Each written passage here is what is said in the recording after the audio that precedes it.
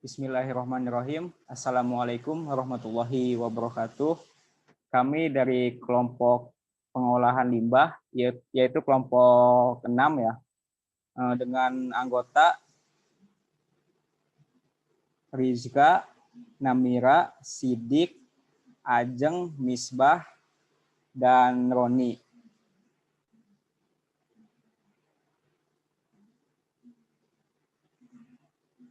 Langsung saja, pengolahan limbah yakni adalah proses penghilangan kontamina dari air limbah dan limbah rumah tangga baik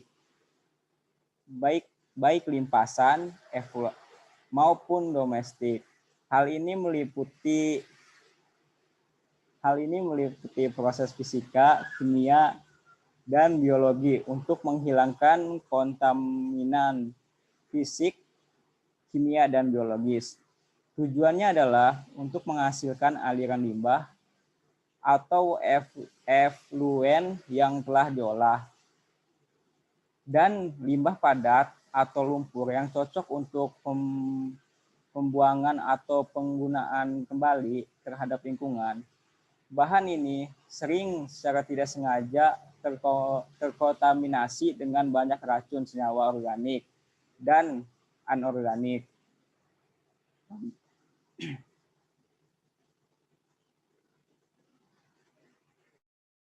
Dan secara umum ada 3 cara pengolahan limbah.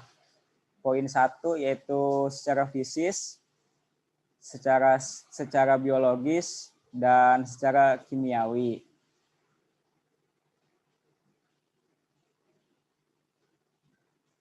Proses pengolahan secara fisika merupakan metode pengolahan air limbah dengan cara menghilangkan polutan secara fisika seperti sedimentasi, penyaringan, scanning, dan lain-lain. Prinsip utama dari pengolahan limbah secara fisika adalah untuk menghilangkan padatan yang tersuspensi pada air. Lurifat 2012.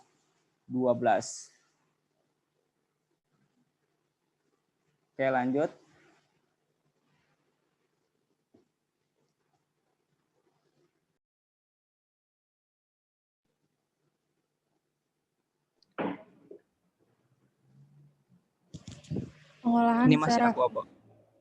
Pengolahan secara fisik.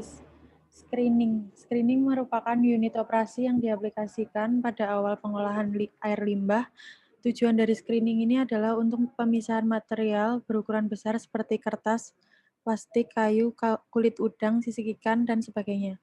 Berdasarkan teknik pengoperasian, screening diklasifikasi menjadi 2 klasifikasi, yaitu screening yang dioperasikan secara manual atau screen yang dibersihkan secara manual mempergunakan tangan. Yang kedua, screening yang dioperasikan secara otomatis atau screen dengan pemisahan padatan berlangsung dengan kontinu. Pemisahan padatan dapat dilakukan secara mekanik atau dengan aliran air limbah itu sendiri. Yang kedua, pengolahan secara fisik, sedimentasi, pengendapan. Air limbah yang telah bebas partikel padat melalui proses yang disebut pengendapan. Pada proses pengolahan air limbah secara fisika, air limbah ditampung pada tangki khusus yang digunakan untuk mengendapkan partikel padat berukuran halus yang masih terbawa di dalam air. Nantinya, air limbah akan didiamkan dalam periode tertentu agar partikel padat mengendap di bagian bawah tangki. Bentuk endapan yang dihasilkan umumnya berbentuk lumpur yang selanjutnya akan dipisahkan menuju saluran lainnya untuk melalui proses lebih lanjut. Kemudian pengolahan secara fisik, pengapungan atau flotation. Metode ini adalah proses pengolahan yang sangat efektif digunakan untuk memisahkan polutan seperti minyak dan lemak. Proses pengapungan ini menggunakan alat yang dapat menghasilkan gelembung udara, di mana gelembung tersebut akan membawa partikel polutan menuju permukaan air limbah dan kemudian akan dihilangkan.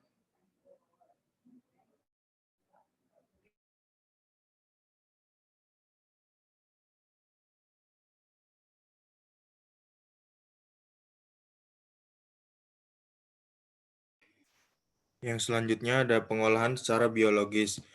Pengolahan limbah cair secara biologi bertujuan untuk membersihkan zat-zat organik atau mengubah zat organik yang berbahaya tersebut menjadi bentuk yang kurang atau tidak berbahaya. Proses pengolahan air limbah secara biologis dapat diklasifikasikan menjadi 3 jenis, yaitu proses secara aerobik, anaerobik, dan juga campuran. Next. Yang pertama ada pengolahan secara biologis atau aerobik. Ada beberapa cara umum yang digunakan dalam pengolahan limbah secara biologis. Cara aerobik yaitu cara penggunaannya dengan aerated lagoon. Karakteristiknya yaitu menggunakan peralatan yang bernama aerator mekanik berupa surface aerator untuk membantu mekanisasi suplai oksigen larut dalam air. Keunggulan dari pengolahan ini yang pertama biayanya murah, tidak menimbulkan bau, dan efluen yang dihasilkan baik. Kelemahannya membutuhkan lahan yang luas dan energi yang besar. Yang kedua ada activated sludge process atau aerobik. Activated sludge process atau ASP memiliki karakteristik yakni pertumbuhan bakterinya suspended growth system dengan recycle lumpur. Keunggulannya yang pertama adalah ada efisiensi proses tinggi, lalu ada daya larut oksigen dalam air lembah lebih besar daripada kolam aerasi. Kelemahan dari proses ini yakni membutuhkan penanganan lumpur lebih lanjut, membutuhkan operator untuk mengatur massa mikroba dalam reaktor.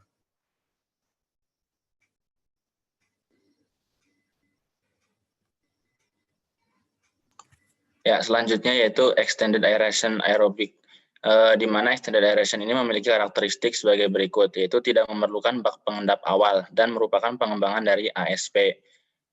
Lalu keunggulannya yaitu efisiensi BOD removal cukup tinggi, tidak memerlukan pengurasan lumpur pada dasar kolam. Lalu kelemahannya yaitu memerlukan tenaga aerator yang besar dan biaya yang mahal. Lalu filter anaerobik memiliki karakteristik media yang digunakan bisa dengan bola-bola plastik atau bola-bola plastik dengan diameter 5-15 cm. Keunggulannya yaitu tahan terhadap shock loading, biaya perawatnya tidak terlalu mahal, dan efisiensi BPD dan TSS tinggi. Kelemahannya itu membutuhkan startup yang lama dan pembersihannya secara berkala.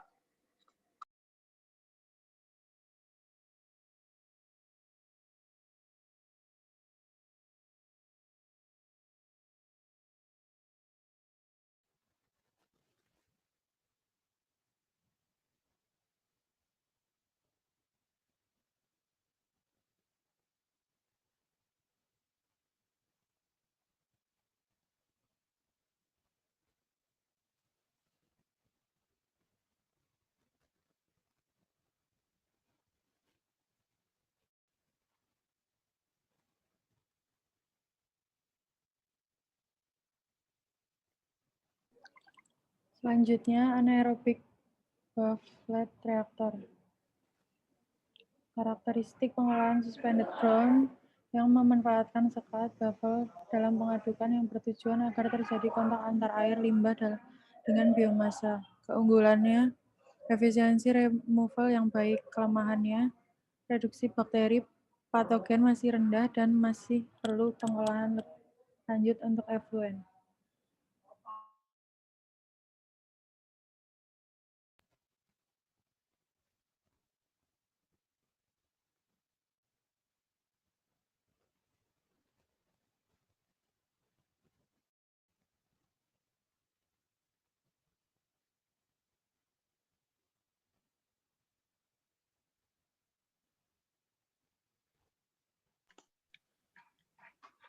Oke, selanjutnya pengolahan limbah secara kimiawi. Ini pengolahan air limbah secara kimia merupakan pengolahan air limbah dengan penambahan bahan kimia, padat, cair, dan gas ke dalam air limbah. Beberapa proses pengolahan air limbah secara kimia seperti netralisasi, koagulasi, flokulasi, dan transfer gas. Setiap proses mempunyai tujuannya tertentu.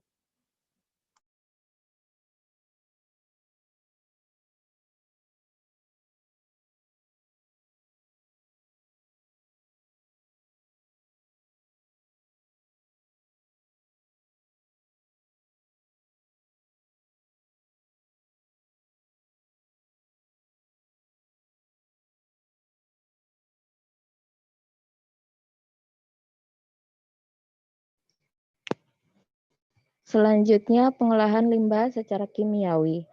Proses netralisasi bertujuan untuk melakukan perubahan derajat keasaman pH air limbah.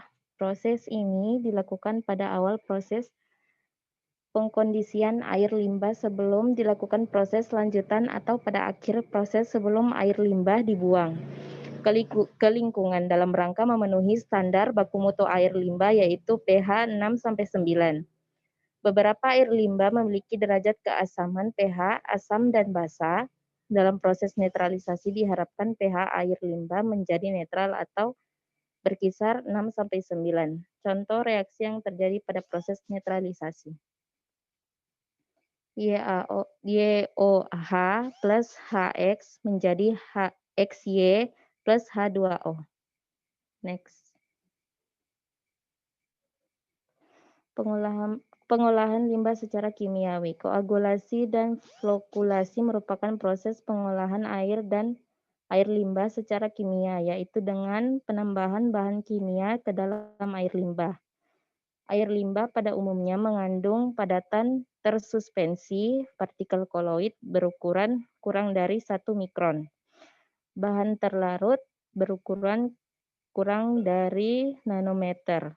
Padatan-padatan dalam air pada umumnya bermuatan negatif dan padatan-padatan tersebut sangat sulit dipisahkan secara fisik.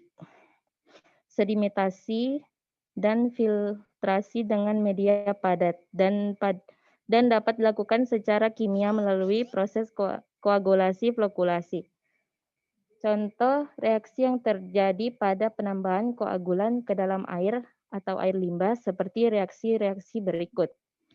Aluminium sulfat. Aluminium sulfat plus kalsium bikarbonat menjadi aluminium hidroksida plus kalium sulfat plus karbon dioksida.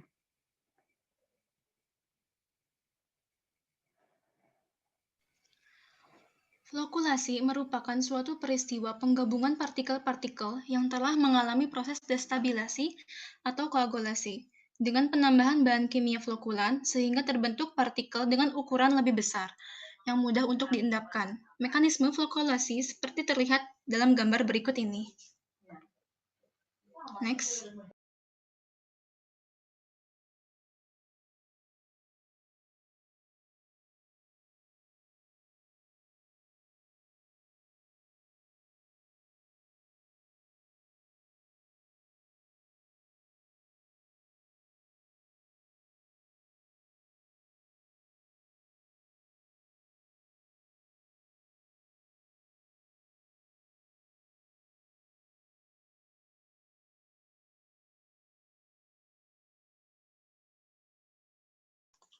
Ya, sekian video tugas dari teknik lingkungan dari kelompok kami. Kurang lebihnya mohon maaf. Dan terima kasih atas perhatiannya.